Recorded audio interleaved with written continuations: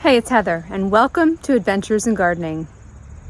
So right now, I'm in the process of either wrapping things up in the garden, getting ready to put things to bed, or thinking ahead to next year and things that I need to do now to make it better for next season. So let's head on out to the garden. Strawberries and blueberries. This is something that every year about this time I'm like, okay, I need to get on out here, otherwise come next spring this is going to be a total disaster. So this past spring, I've got my blueberry bushes. Okay, I've got 1 2 3 4 5 6, I've got 6 blueberry bushes, no, 7 blueberry bushes, I didn't count that one, and I had strawberries in front of them up to the grass line, which I've slowly been pulling them out because those were the oldest ones. And then I had one single row of strawberries in the back against the wall, okay? And you can see how many babies have happened. And you're like, yay, that's wonderful. You've got all these baby strawberry plants. And yes, it is wonderful. However, if I left them to do their thing, eventually they would choke themselves out and there would be no strawberries. Okay, so what I'm going to be doing first is I like to gift people with new strawberry plants for next year. So I need to dig out about 50 strawberry plants to give away, and then the rest I'm going to be ruthless and I'm going to start just yanking them. So and anything in the front row is I'm just trashing because those are the oldest ones. It's time for the new ones to do their thing. Strawberry plants are good for a few years, really productive, and then they start to fizzle out.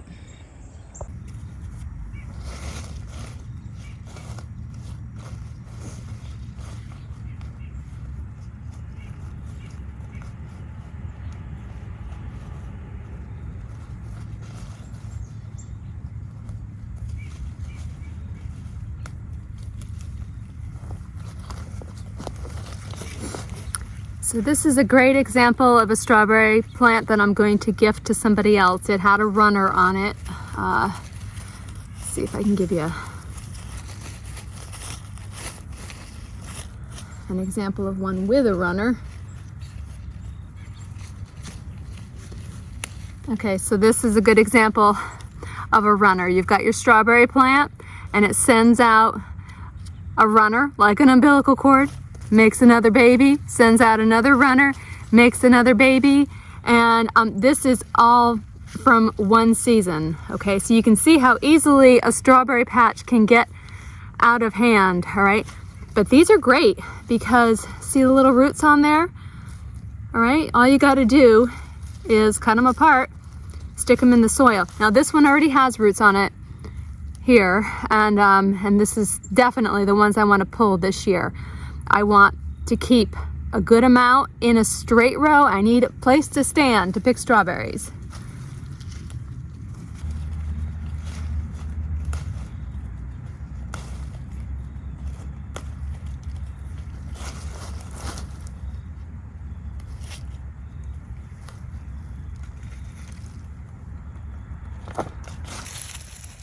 So all of these runners that are connecting this back row to what I think I'm going to leave a second row. So I'm just going to leave myself a tiny little space to still walk. But all of these, they need to get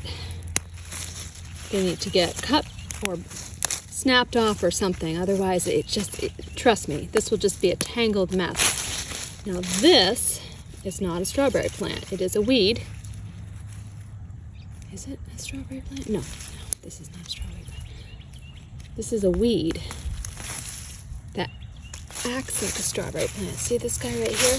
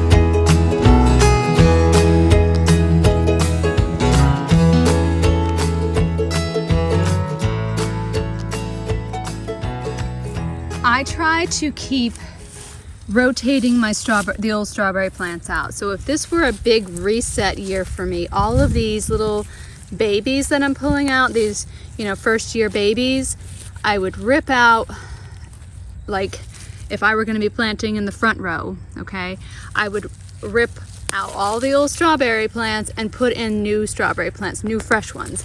So I rotate between the back row and the front row as far as which ones are older. They're never the same age, is what I'm trying to say.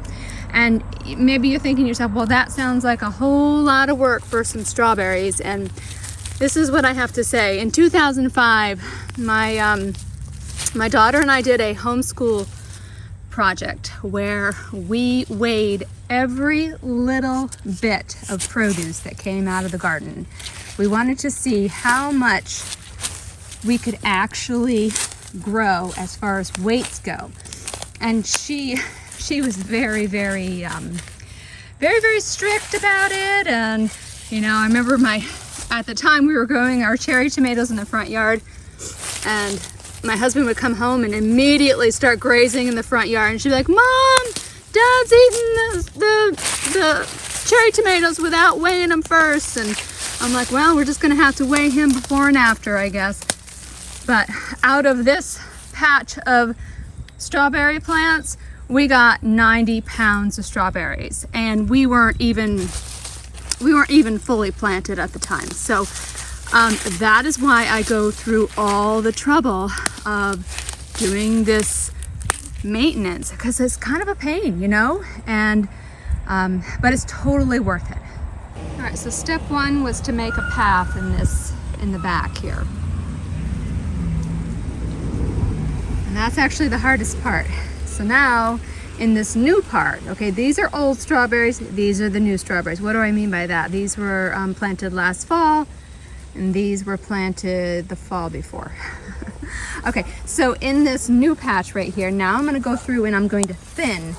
And the way that I do it that just makes life easy for me is I look for the runners, and I'm going to pull out the ones who haven't fully rooted in yet.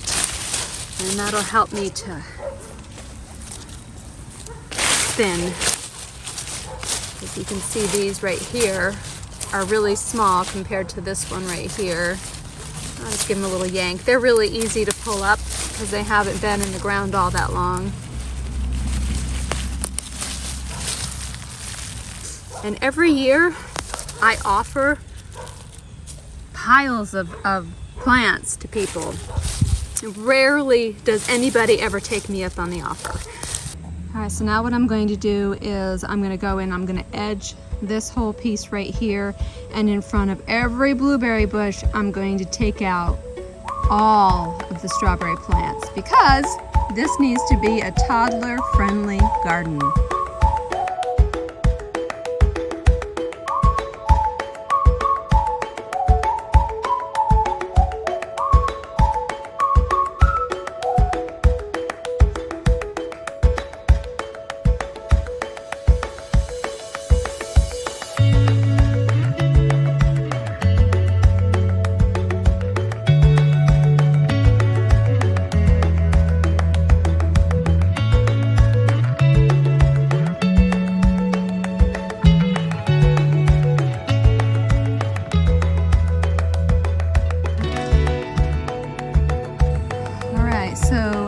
Back path, I edged the front on both sides. It's almost straight. I'll worry about that in the spring.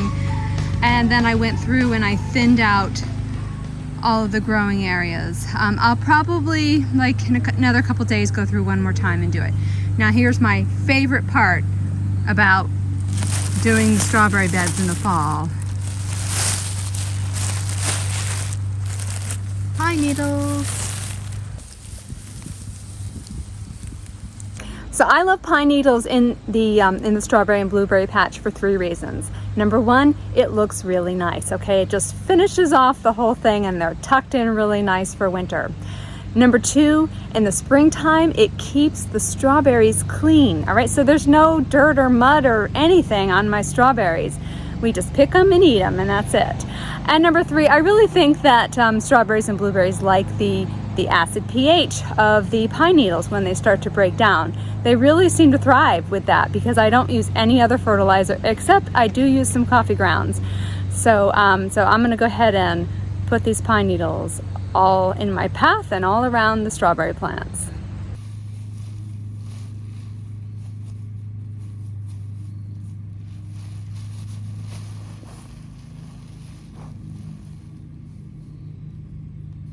I will even show you my technique for how I spread the pine needles, and I basically just put them on top of all the plants.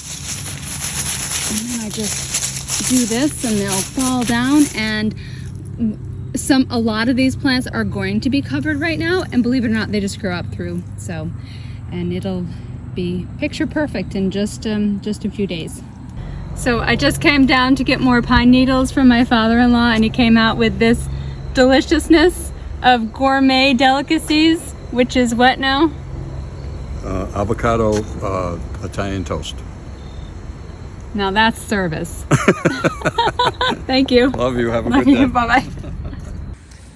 So this is going to be a little hard because I'm half in the sun, half in the shade here. But so I have completed what I set out to do today, and that was to create a path in the back row for the strawberries and to thin them out and to make places for toddlers to stand in front of the blueberries. You know, there's a couple things here. Always make room in your garden for a place for cats to sleep and for kids to walk, because if you don't make a place, they're gonna take a place. So hi Pipey. So if you grow strawberries and you do things differently, I would love to hear how you do it. So leave me a comment below. But you know, just this is what, I don't know, I've been out here for about 3 hours now. So 3 hours worth of work invested into next year's crops. So constantly thinking forward and planning, and gardening is a constant process, and I love it. So thumbs up if you enjoyed spending time with me in the garden today, and subscribe so we can stay in touch and you don't miss out on the next adventure in gardening. See you soon. Bye.